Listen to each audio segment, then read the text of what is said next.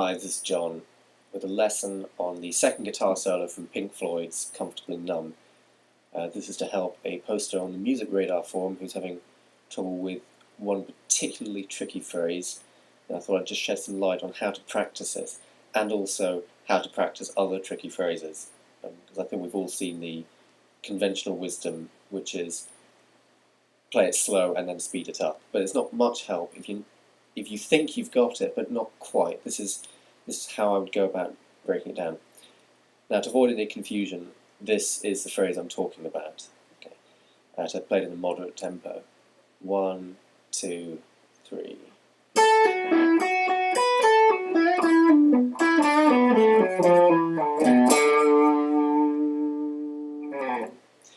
Okay, there's the phrase.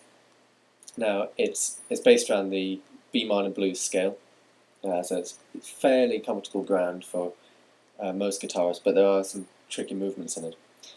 Now, when I started learning this, the sort of areas I had trouble with were string crossing and coordinating my pick and my legato. That's where I had real trouble.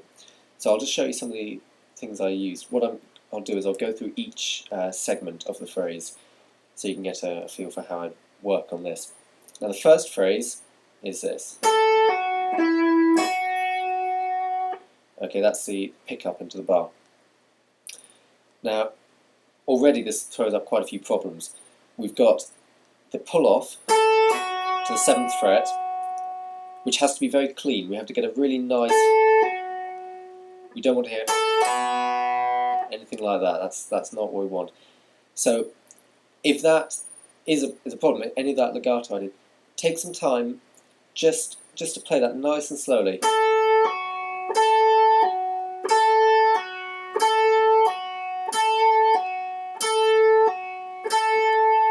When you're comfortable with that, add the 3rd note, okay, and this presents a nice little picking exercise as well, because it's quite hard to coordinate these two elements. Down, pull off, legato, upstroke. So down, pull off, upstroke.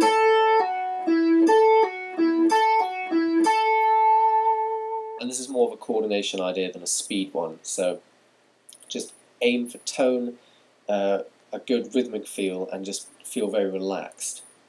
Okay, it's very important to make sure you're breathing constantly while you're doing this. You're not sort of holding any tension in your body. You're not sort of clenching with either your hands on your shoulders, or sticking your tongue out as well. That's a very, very common problem that I see a lot. Okay, so that's the first phrase. Then we get this repeated note. Now, this is trouble because it's all on the same fret. We're barring at the 7th fret. And if you hear what I did there, I sort of played both notes simultaneously. Like that. We don't want that. That's not as clean a sound, and if you play it live, it is not the best sound you could get. What you have to do really for this is just roll your index finger onto the 1st string.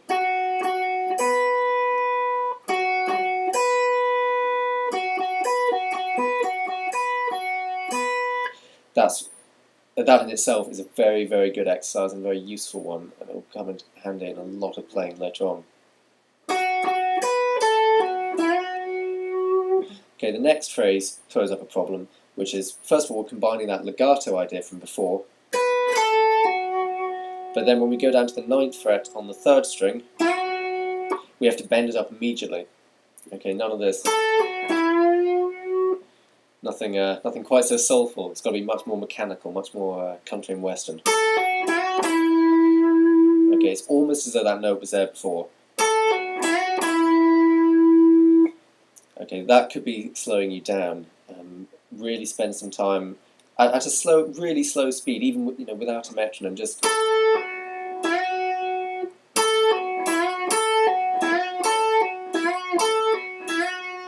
And notice I'm actually starting with my thumb over the neck, so that I'm in a good position to bend the note with a really good, strong bending action.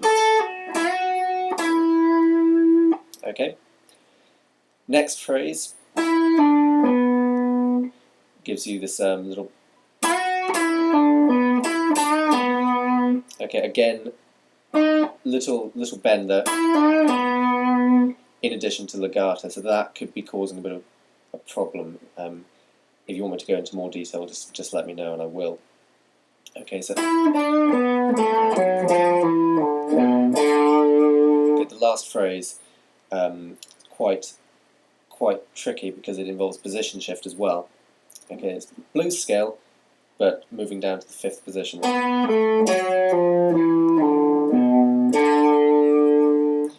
Okay, again, this is a legato. Really work on getting a good, decisive feel there. Okay, let's just spend a bit of time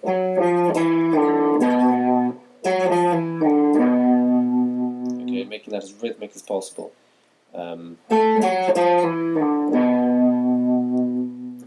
Okay, now this almost certainly won't solve itself immediately. As you can see, there are quite a few technical hitches throughout the way that are will take time to solve as well as effort. It's a sort of confidence thing as well. And what I'd really recommend you do, just to remove the stigma of this one lick, is actually just take it out. Just substitute something else that you can play. Some sort of bluesy B minor phrase. I mean, something along the lines of...